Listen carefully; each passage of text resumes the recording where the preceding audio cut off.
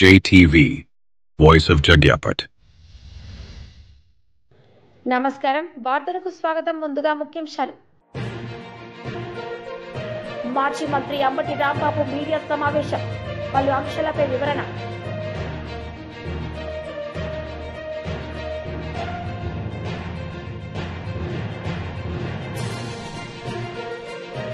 మాజీ MLA Jeevan Reddy media సమావేశం, పలు అంశాలపై వివరణ. వైఎస్ఆర్సీపీ ప్రధాన కార్యదర్శి గండికోట శ్రీకాంత్ రెడ్డి ప్రెస్ మీట్ నిర్వహించారు. ఈ సందర్భంగా పలు అంశాలపై ఆయన మాట్లాడారు. అసభ్యమైన పోస్టులు పెడుతున్నా కనీసం మినిమం యాక్షన్ తీసుకోవట్లేదు. ప్రజాస్వామ్యంలో ఇది మంచి పరిణామం కాదు. ఒకసారి గెలుపోటలు అనేది సహజం.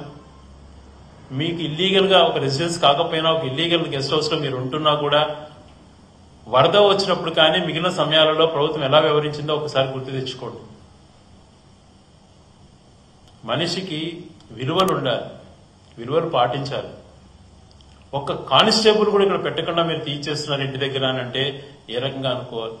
ఇక్కడ భద్రత లేదు, బయట పర్యటనకి వెళ్ళినప్పుడు మినిమం థింగ్స్ ను పాటించట్లేదు. ముందుగా ఇంటిమేషన్ ఇచ్చి అఫీషియల్ గా వస్తున్నట్టు డేట్ 2 days ముందే పోలీస్ ఆఫీసర్ కమ్యూనికేట్ చేసినా కూడా అన్ని చర్యలు మా వైపు నుంచి తీసుకుంటున్నా కూడా మీరు ఎటువంటి చర్యలు తీసుకోకపోవడం దారుణం. ఇది మీకు మీ విజ్ఞతకు వదిలేస్తున్నాం, లేదా ఇది మా పరిధి కాదు మేము చేయమన్న మాటను మీరు అఫీషియల్ గా చెప్పండి. మేము కేంద్ర హోంశాఖ మంత్రికి కూడా విన్నవించుకుంటాం. ఆయన కూడా రిప్రజెంటేషన్ త్వరలో ఇవ్వడం జరుగుతుంది. అదే రకంగా లీగల్ గా కూడా దీనిపైన ఖచ్చితంగా మేము మా యొక్క ప్రొసీజర్స్ కూడా ఫాలో అవుతాం. మీరు నిజంగా ఈ విషయంలో మీరు వ్యవహరిస్తున్న తీరు చాలా దారుణం అని చెప్పి ఖండిస్తూ, అదే రకంగా నిన్న జగన్మోహన్ రెడ్డి గారు ఒక కార్యకర్తను కోల్పోయి, ఒక ఆత్మీయుని కోల్పోయి, ఒక బడుగు బలహీన వర్గానికి సంబంధించిన వ్యక్తిని పార్టీ నాయకుడిగా అండగా నిలబడినందుకు ఆ రాష్ట్ర వ్యాప్తంగా ఒక భయం క్రియేట్ చేయాలి, మండలానికి ఒకరిని చంపితే కానీ వీళ్ళకి భయం రాదు అన్నటువంటి స్టేట్మెంట్ ఇచ్చిన పరిస్థితులలో నిర్భయంగా ఊర్లలోకి వచ్చి తండ్రి కొడుకు పైన దాడి చేసి, కొడుకుపై దాడి చేస్తుంటే ఏమేమి ప్రశ్నించిన తండ్రిని నిర్దాక్షిణంగా 20 మంది యువకులు అక్కడ స్థానిక నాయకులతో కలిపి దారుణాది దారుణంగా చంపితే ఎంత బాధ ఉంటుంది. ఈరోజు ఒకటి మిమ్మల్ని అడుగుతున్నాను, మీరు అంటున్నారు కదా జగన్మోహన్ రెడ్డి గారు పోలీస్ ఆఫీసర్లను ఇలా మాట్లాడారని మాట్లాడుతున్నారే, ఒక ఆత్మీయులను రోజు పార్టీకి సంబంధించిన ఆత్మీయులు మేము వైఎస్ఆర్సీపీ వ్యక్తులము అన్న ఒక మాటకు అతి కిరాతకంగా దారుణంగా ఇళ్లను లూటీ చేసి ఇళ్లపైన దాడులు చేస్తూ అగ్గి పెడుతూ కార్యకర్త నిర్దాక్షిణంగా చంపుతుంటే కూడా ఎందుకని పోలీసులు దానిపైన చర్యలు చేపట్టట్లేదు? నిజాయితీగా నిష్పక్షపాతంగా వ్యవహరించేటువంటి పోలీసులకు, చట్టాన్ని గౌరవించేటువంటి పోలీసులకు, వాళ్ళ డ్యూటీ వాళ్ళు చేసేటువంటి పోలీసులకు కానీ అధికారులకు కానీ we respect the constitution, we salute them, వాళ్ళకు చెయ్యెత్తి సెల్యూట్ చేస్తాం. కానీ చట్టానికి వ్యతిరేకంగా those who behave against the constitution or those who go against the law, అటువంటి వ్యక్తులను ఖచ్చితంగా కూడా వాళ్ళపైన చర్యలు చేపట్టేది అన్నటువంటిది ఖచ్చితంగా జరుగుతుంది. నిన్న జగన్మోహన్ రెడ్డి గారు అన్న విషయంలో కూడా చట్టానికి గౌరవించని వ్యక్తులను, నిర్దాక్షిణంగా దుశ్చర్యలను ప్రోత్సహిస్తున్న వ్యక్తులను, అన్యాయాన్ని ప్రోత్సహించేటువంటి వ్యక్తులను, డ్యూటీలో ఉండి దాన్ని వాళ్ళ బాధ్యతను గౌరవించినటువంటి వాళ్ళను ఖచ్చితంగా కూడా వాళ్లకు యూనిఫామ్ లేకుండా చేస్తామన్నటువంటి మాట. ఎస్, దాంట్లో తప్పేముంది? తప్పు చేసిన వాళ్ళకు వర్తిస్తుంది, తప్పు చేయని వాళ్ళకి ఎప్పుడు రాదు కదా. అది ఎందుకు భుజాలు తడుముకుంటున్నారు? ఈరోజు కొన్ని అసోసియేషన్స్ వాళ్ళు మాట్లాడారు. నిజంగా వాళ్ళు కూడా నేను కోరుతున్నా, యూనియన్ నాయకులకు కానీ, గౌరవనీయులైనటువంటి అధికార సంఘాల నాయకులకు కానీ, పోలీస్ అధికార నాయకులకు కానీ ఒక మాట మీరు కూడా వినండి స్పష్టంగా. మేము కాన్స్టిట్యూషన్ పరిధిలో ఉన్నటువంటి దాన్ని అతిక్రమించద్దు. రాజకీయంగా ఒకసారి ఒక పార్టీ అధికారులకు వస్తుంది, ఇంకొక పార్టీ ఇంకోసారి అధికారులకు రావచ్చు. కానీ మన డ్యూటీ మనం చేయాలి. మనం పెట్టుకున్నటువంటి టోపీ ఏదైతే 3 సింహాలు ఉన్నాయో దానికి రెస్పెక్ట్ ఇవ్వాలి. చట్టానికి వ్యతిరేకంగా ఎవరు పోకూడదు. చట్ట పరిమితులు ఉంటాయి. మన యొక్క స్వలాభం కోసమో లేకపోతే అవతలలో భయాందోళనకు గురి చేస్తారనో చెప్పి మనం లొంగిపోతే ఆ వ్యవస్థను దిగజారుస్తే అది ఎంతవరకు సమంజసమో మీసారి ఒకసారి ఆలోచన చేసుకోండి. ఈరోజు యూనియన్ నాయకులుగా అందరికీ కూడా విజ్ఞప్తి చేస్తున్నా, మీ సహచర పోలీసులకు అండగా మీరు నిలబడండి, అంతేగాని పార్టీల పరంగా కాదు.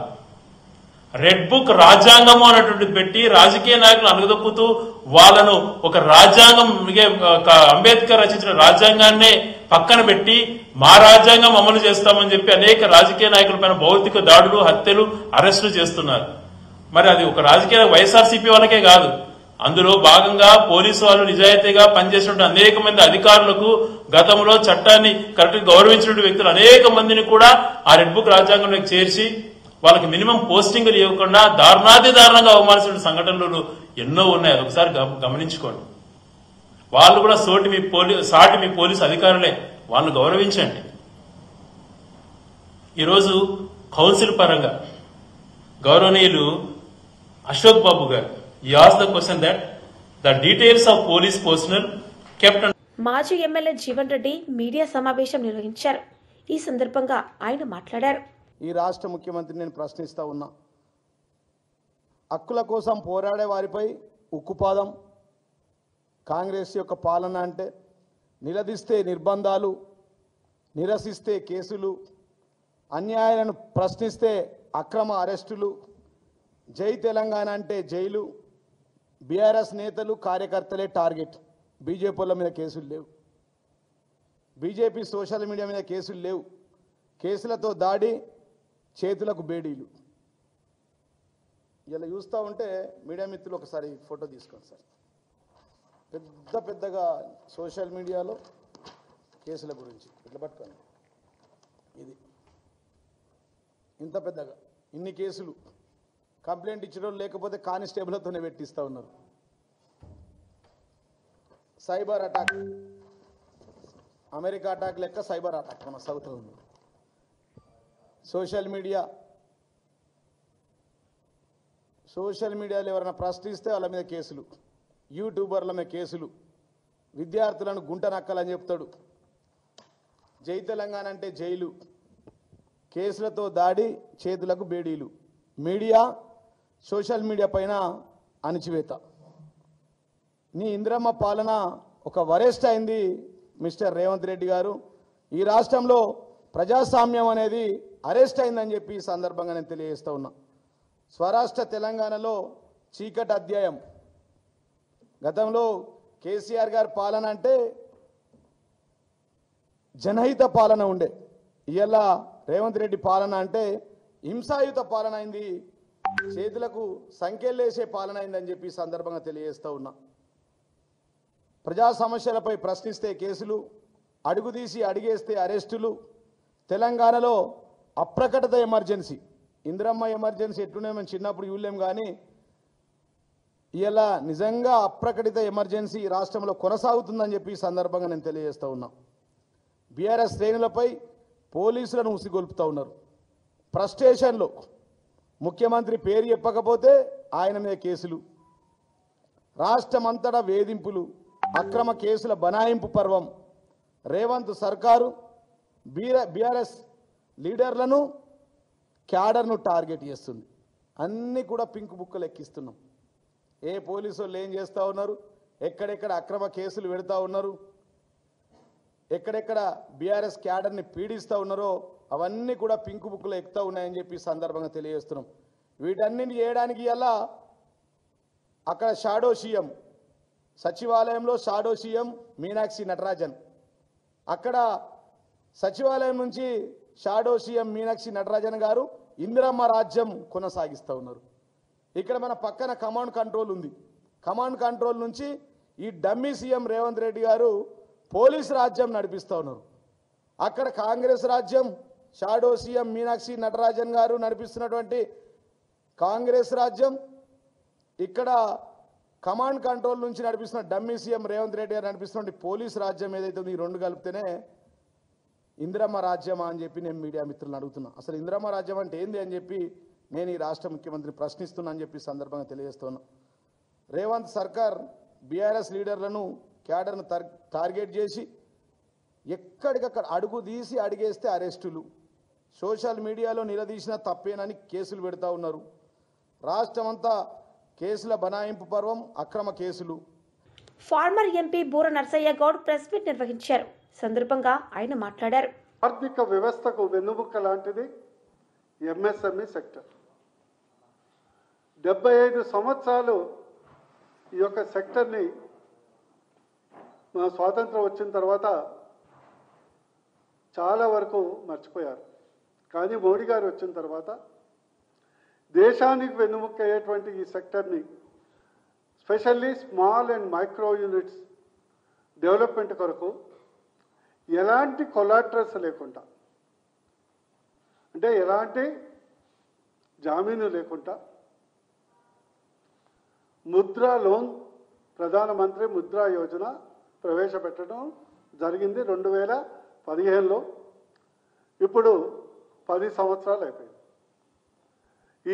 ఈ సందర్భంగా బీజేపీ కార్యకర్తగా మీ ద్వారా దేశ ప్రజలందరికీ గర్వంగా మేము చెప్పదలుచుకున్నాం. ప్రపంచంలో అతిపెద్ద ఎకనామిక్ స్కీమ్ ఇది.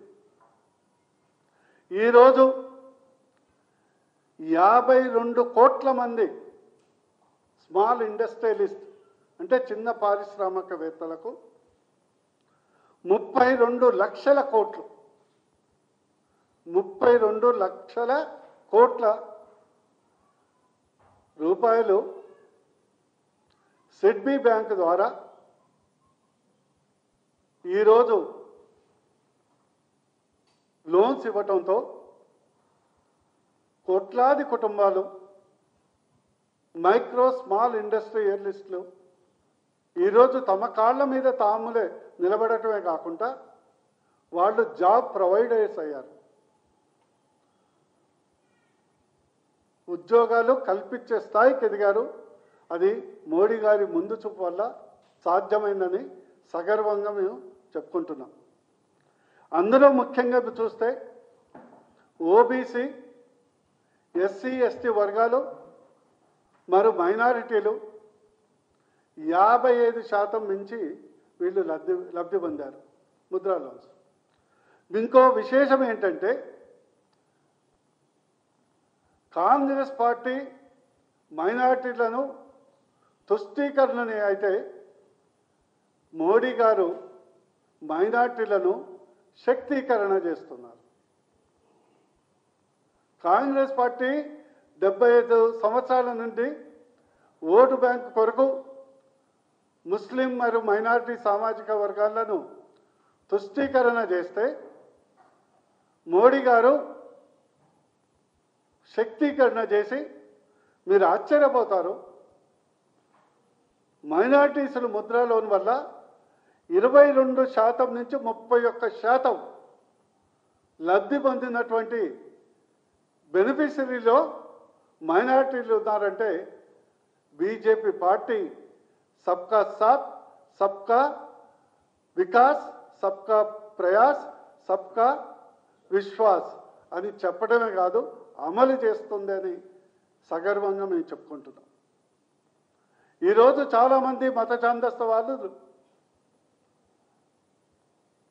మైనారిటీ వర్గంలో ఉన్నటువంటి ఉన్నత వర్గాలు ఆ ప్రజల్ని ఎప్పుడూ పేదరికంలో ఉంచాలని ప్రయత్నం చేస్తుంటే మోడీ గారు ఏకైక లక్ష్యంతో భారతదేశంలో ఉన్నటువంటి ప్రతి పౌరుడు మతాలకు అతీతంగా, కులాలకు అతీతంగా భారతీయుడు ఫస్ట్ అనే ఉద్దేశంతో ఈ యొక్క భారతీయులందరినీ ప్రగతి పదంలో నడిపించడానికి ఇదొక ఉదాహరణ అని సగర్వంగా చెప్పుకుంటున్నాను. ఈరోజు అత్యధికంగా ఇందులో మహిళలు చాలామంది ఇంటి వద్ద ఉండే గృహిణులు, హౌస్ వైఫ్ ఈరోజు ఇండస్ట్రీలు అయ్యారు. బుట్టలు అల్లటము, గన్నీ బ్యాగ్స్, జూట్ బ్యాగ్స్, ఇంటి వద్ద వంటకాలు, చిన్న చిన్న పళ్ళ షాపులు, కూరగాయల షాపులు, కిరాణా షాపులు అండ్ ఎంబ్రాయిడరీ వర్క్ లేదా వస్త్రాలకు సంబంధించింది బొటిక్ షాప్స్, బ్యూటీ పార్లర్లు, ఇట్లా చాలామంది ఇంటికి పరిమితమైనటువంటి మహిళలు ముఖ్యంగా ఈవెన్ ముస్లిం మహిళలు కూడా ఈరోజు పారిశ్రామికవేత్తలుగా తీర్చిదిద్దింది మోడీ గారు ముద్ర. బీజేపీ నేతలు మీడియా సమావేశం నిర్వహించారు. ఈ సందర్భంగా వారు మాట్లాడారు. హైదరాబాద్లో జరుగుతున్నటువంటి భూకుంభకోణాల మీద నేను తొందరలోనే నిజాలు బయట పెడతా, బాంబులు వేలుస్తా అన్నట్టు బాగా మాట్లాడేటటువంటి ప్రయత్నం చేసిండు. వాస్తవం ఏంది పరిస్థితి ఏంటంటే కాంగ్రెస్ టీఆర్ఎస్ ఈ రెండు పార్టీలు కూడా కలిసి వ్యవహారాలు చేసుకుంటున్నాయి. ఎక్కడ వాళ్ళకు ఉన్నటువంటి అక్రమ సంబంధాలన్నీ కూడా బయటపడతాయేమో, అంతకన్నా ముందే ఏదో పక్కదారి పట్టించే విధంగా మాటలు మాట్లాడితే సరిపోతుంది అనుకొని కేటీఆర్ ఆ రకమైనటువంటి మాటలు మాట్లాడుతున్నాడు. రేవంత్ రెడ్డి గారు ఆ రోజు రాష్ట్ర కాంగ్రెస్ పార్టీ అధ్యక్షునిగా ఈ రాష్ట్రంలో గత 10 ఏళ్లలో జరిగినటువంటి అనేకమైనటువంటి అవినీతి కార్యక్రమాల మీద మాట్లాడారు. కాళేశ్వరం అనే ప్రాజెక్టు, 1,00,000 కోట్ల కుంభకోణం, ఎట్టి పరిస్థితులలో కాంగ్రెస్ పార్టీ అధికారంలోకి వచ్చిన తర్వాత ఆ 1,00,000 కోట్ల ఇన్నోళ్ళని కక్కించే బాధ్యత మాది, చాలా గొప్పగా మాట్లాడారు. నిజంగా మేము అనుకున్నాం కాంగ్రెస్ పార్టీ అధికారంలోకి వచ్చింది కాబట్టి రేవంత్ రెడ్డి గారు మాట్లాడినటువంటి మాటలన్నిటి మీద విచారణ జరుగుతుందేమో, ఆ రోజు అవినీతికి పాల్పడ్డటువంటి టీఆర్ఎస్ పార్టీ నాయకులందరినీ మరి కేసులు పెట్టి జైల్లో లేస్తారేమో అనుకున్నాం. 15-16 నెలలైంది ఈ రాష్ట్రంలో కాంగ్రెస్ పార్టీ అధికారంలోకి వచ్చి. ఏ ఒక్క కేసు రిజిస్టర్ కాదు, ఏ ఒక్క నాయకుడు అరెస్ట్ కాదు, ఎక్కడ ఎంత అవినీతి జరిగిందో లెక్కలు చెప్పేటటువంటి పరిస్థితి కూడా లేదు. ఈరోజు టీఆర్ఎస్ అనే పార్టీ కాంగ్రెస్ పార్టీతో మిలాఖతై గతంలో జరిగినటువంటి అవినీతిని బయటపడకుండా ఈరోజు ఈ రాష్ట్రంలో ఉన్నటువంటి కాంగ్రెస్ ప్రభుత్వంతో కుమ్మక్కై ఇక్కడ కొంత మేనేజ్ కాకుంటే ఢిల్లీ కాంగ్రెస్ని కూడా మేనేజ్ చేసుకొని రాజకీయాలు చేస్తున్నటువంటి టీఆర్ఎస్ పార్టీ ఈరోజు భారతీయ జనతా పార్టీ మీద మాట్లాడేటటువంటి ప్రయత్నం చేస్తున్నది. ఆ రోజు రేవంత్ రెడ్డి గారు అన్నారు, ధరణి పోర్టల్లో 1,00,000 ఎకరాలు ప్రభుత్వ భూములు, పేదోళ్ళ భూములన్నీ కూడా టీఆర్ఎస్ పార్టీ నాయకులు మార్చుకున్నారు, వాళ్ళ పేర్ల మీద పట్టాలు చేసుకున్నారు. కాంగ్రెస్ పార్టీ అధికారంలోకి వచ్చినటువంటి వెంటనే మేము ధరణి పోర్టల్లో ఉన్నటువంటి భూములన్నీ తీసి పేదలకు అప్పగిస్తామని చెప్పింది.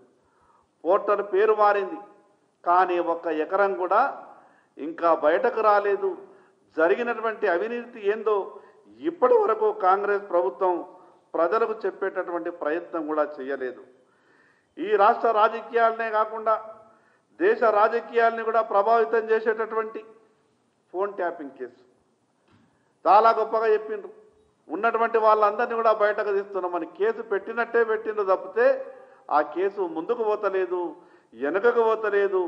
ఐపీఎస్ అధికారుల ద్వారా ఎందరో మంది రాజకీయ నాయకుల్ని, మరి అదేవిధంగా బిజినెస్ మేనేజర్లని, మీడియా ప్రతినిధులని ఫోన్లు ట్యాప్ చేయించాలని చెప్పిండ్రు. వాటన్నిటిని కూడా మేము బయటకు తీస్తాం, త్వరలో మా తడాకా ఏందో చూపిస్తామని చెప్పిన కానీ ఇప్పటి వరకు ఏ ఒక్కరిని కూడా అరెస్ట్ చేసింది లేదు, గతంలో జరిగినటువంటి అవినీతిని తవ్వింది లేదు.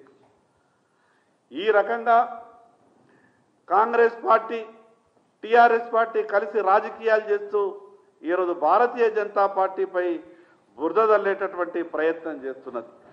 ఈరోజు హైదరాబాద్ సెంట్రల్ యూనివర్సిటీకి సంబంధించినటువంటి భూముల్ని మిగతా టీఆర్ఎస్ కాంగ్రెస్ పార్టీలు కలిసి గతంలో టీఆర్ఎస్ పార్టీ భూములను అమ్మింది, ఈరోజు కాంగ్రెస్ పార్టీ భూములను అమ్ముతున్నది. కానీ భారతీయ జనతా పార్టీ ఆ రోజు టీఆర్ఎస్ పార్టీని వ్యతిరేకించింది. మీరు చేస్తున్నటువంటి విధానం సరైనది కాదు, రాష్ట్ర ప్రజల ఆస్తులను తాకట్టు పెట్టి రాష్ట్ర ప్రజల భవిష్యత్తును అంధకారంలోకి నెట్టి మీరు ఈ రాష్ట్రాన్ని పరిపాలిస్తున్నారు, ఇది తప్పుడు విధానమని ఆ రోజు భారతీయ జనతా పార్టీ టీఆర్ఎస్ను ఎదిరించింది. ఈరోజు కాంగ్రెస్ పార్టీని కూడా భారతీయ జనతా పార్టీ ఎదిరిస్తున్నది. ఎస్యూయు భూముల్ని ఈరోజు కనీసం కాపాడగలిగినామంటే ఈరోజు విద్యార్థుల అండతో, మేధావుల అండతో, తెలంగాణ ప్రజల అండతో ఈరోజు భారతీయ జనతా పార్టీ నిక్కచ్చిగా పోరాటం చేస్తూ ఉన్నది. చాలా గొప్పగా మాట్లాడింది. ఆ రోజు నయీం కేసు, ఇదే కాంగ్రెస్ పార్టీ నాయకులు, ఈనాటి ముఖ్యమంత్రి గారు ఆ రోజు పిసిసి అధ్యక్షులుగా నయీం కేసులో 1,000 కోట్ల రూపాయలు దొరికి మాజీ మంత్రి అంబటి రాంబాబు మీడియా సమావేశం నిర్వహించారు. ఈ సందర్భంగా పలు అంశాలపై ఆయన మాట్లాడారు. ఎందుకు జరగాలి అంటే అక్కడ ఉన్నటువంటి ఎంపీపీ మరణించటం వలన అక్కడ ఎన్నిక జరగవలసినటువంటి అనివార్యమైన పరిస్థితి ఏర్పడింది. దానికి తెలుగుదేశం పార్టీ పోటీ పెట్టింది. అసలు పోటీ ఎందుకు పెట్టిందో ప్రజాస్వామ్యంలో ఎవరికి అర్థం కాదు. ఎందుకని ఆ మాట అంటున్నానంటే ఈ రామగిరి మండలంలో 10 ఎంపీటీసీలు ఉన్నాయి. దీనిలో జరిగినటువంటి ఎన్నికల్లో పూర్వం జరిగిన ఎన్నికల్లో 9 వైఎస్ఆర్ కాంగ్రెస్ పార్టీ గెలిచింది. కేవలం ఒకే ఒక్క సీటుని తెలుగుదేశం పార్టీ గెలుచుకుంది. ఎంపీపీ మరణంతో, సహజ మరణంతో ఎన్నిక వచ్చింది. ఏమంటే ఒకటి గెలుచుకున్న వాళ్ళు పోటీ పెట్టి ఏం చేయాలనుకుంటున్నారు నాకు అర్థం కాలేదు. పోటీ పెట్టారు. పోటీ పెట్టి ఏం చేయాలనుకుంటున్నారు? కొనాలనుకున్నారు. ఒక 2 ముగ్గురునో లోపరుచుకున్నారు. కానీ ఇంకా ఒక వ్యక్తి చనిపోతే ఇంక మిగిలిన 9లో బలాలు ఎలా ఉన్నాయంటే వాళ్ళిద్దరిని కొన్నారో లేకపోతే లోపరుచుకున్నారో 6-3 ఉన్నాయి. ఈ 6-3 మీద ఎన్నిక జరుగుతూ ఉంది. ఈ 6గురిని రక్షించుకొని ప్రజాస్వామ్య పద్ధతుల్లో రామగిరి మండలాన్ని మళ్ళా నిలబెట్టుకోవాలనే ఉద్దేశంతో మా మాజీ శాసనసభ్యులైనటువంటి తోపుతుర్తి ప్రకాష్ రెడ్డి గారు ఆయన కృషి చేస్తున్నాడు. తప్పే ఉంది ప్రజాస్వామ్యంలో. ఈ 6గురిని మేము తీసుకువెళ్ళి దాచుకున్నాం. ఎందుకంటే గెద్దల్లాగా ఎత్తుకుపోతున్నారు కాబట్టి. న్యాయస్థానానికి వెళ్ళాం. న్యాయస్థానం కూడా వారికి పోలీసు రక్షణ కల్పించమన్నారు. అయిపోయింది కదా. ఈ 6గురు పోలీసు రక్షణతో రావాలి, వచ్చి ఎన్నిక జరగాలి, 6-3తో గెలవాలి. ఇది వాస్తవమైన పరిస్థితి. పోలీసులు ఏం చేశారండి? వాళ్ళు తీసుకుని ఎక్కడైతే ఎన్నిక జరుగుతుందో అక్కడ తీసుకువెళ్ళారు. ఎప్పుడు తీసుకువెళ్ళారు? ఎన్నిక వాయిదా పడిన తర్వాత తీసుకువెళ్ళారు.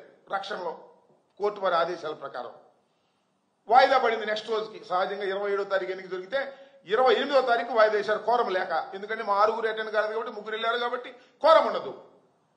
ఏం చేయాలండి పోలీసు వారు? ఏమంటే వాళ్ళు పంపిస్తారు కదా, 6గురిని పంపించలా. వేరే ఆ పక్కనే ఉన్నటువంటి ఇంకో మండలం దగ్గరికి తీసుకువెళ్ళారు, ఎంఆర్ఓ గారి దగ్గరికి.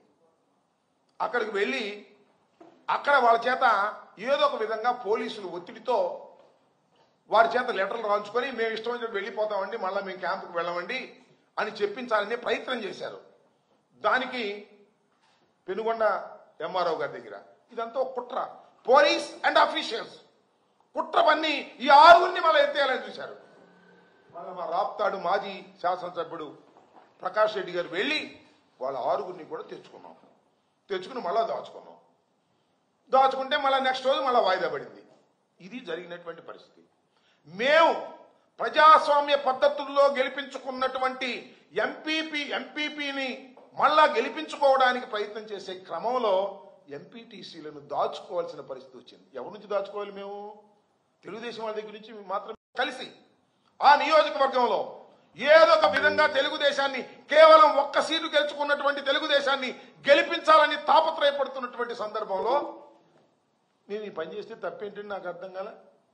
వాయిదా పడిన తర్వాత దీనిలో జయచంద్రారెడ్డి గారు ఉన్నాడు ఒక ఆయన పాపం లింగమయ్య గారు ఊరే. ఆ జయచంద్రారెడ్డి సహా కాపాడవలసినటువంటి పోలీసు వ్యవస్థ తెలుగుదేశం వారి కొమ్ము కాస్తున్నప్పుడు, దౌర్జన్యం చేస్తున్నప్పుడు, వారి పక్షాన్ని నిలబడినప్పుడు ఏం చేయాలి నువ్వు? నాకు అర్థం కాలే. అత్తిల్లో కూడా ఇదే పరిస్థితి. అత్తిల్లో కూడా మొత్తం అత్తిల్లో ఉన్నటువంటి పరిస్థితులు ఏంటంటే తణుకు నియోజకవర్గంలో అత్తిలి వెస్ట్ గోదావరిలో కూడా ఇదే పరిస్థితి. 20 మంది ఎంపీటీసీలు, వాళ్ళు 4. ఎవరు? తెలుగుదేశం 2, జనసేన 2. దానిలో ఒడంబడికలు 2.5 సంవత్సరాల వాళ్ళు, 2.5 సంవత్సరాలు వీళ్ళు అని మాలోనే ఒడంబడికి చేసుకుని రాజీనామా చేశారు. రాజీనామా చేస్తే మళ్ళీ ఎన్నిక వచ్చింది. ఎన్నిక వస్తే ఏంటి అటు ఇటు చేసి ఇటు చేస్తే చివరికి ఏమైంది? ఒకరు ఇదైతే ఒకరు డిస్క్వాలిఫై అయ్యారు. 13-6, మా 13 వాళ్ళు 6. ఎప్పుడు అన్ని ప్రలోభాలు చేసిన తర్వాత కూడా ఏం చేశారండి ఆ రోజు ఎన్నికల్లో? పాపం మా మాజీ మంత్రివర్యులు నాగేశ్వరరావు గారు వాళ్ళందరినీ వెంట పెట్టుకొని పోలింగ్కు వెళుతుంటే మొత్తం తెలుగుదేశం వాళ్ళు ట్రాక్టర్లు వేసుకొచ్చి, మోటార్ సైకిల్ వేసుకొచ్చి అడ్డం వచ్చారు. వెళ్ళలేదు.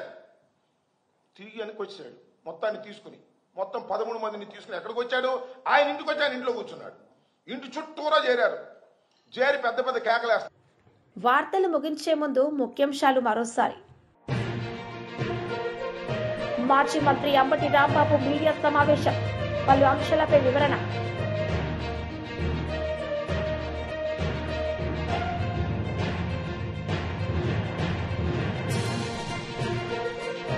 మాజీ ఎమ్మెల్యే జీవన్ రెడ్డి మీడియా సమావేశం, పలు అంశాలపై వివరణ. ఈ వార్తలు ఇంతటితో సమాప్తం. తిరిగి ప్రసారమయ్యే వార్తలు మళ్ళీ కలుద్దాం. అంతవరకు సెలవు. నమస్తే.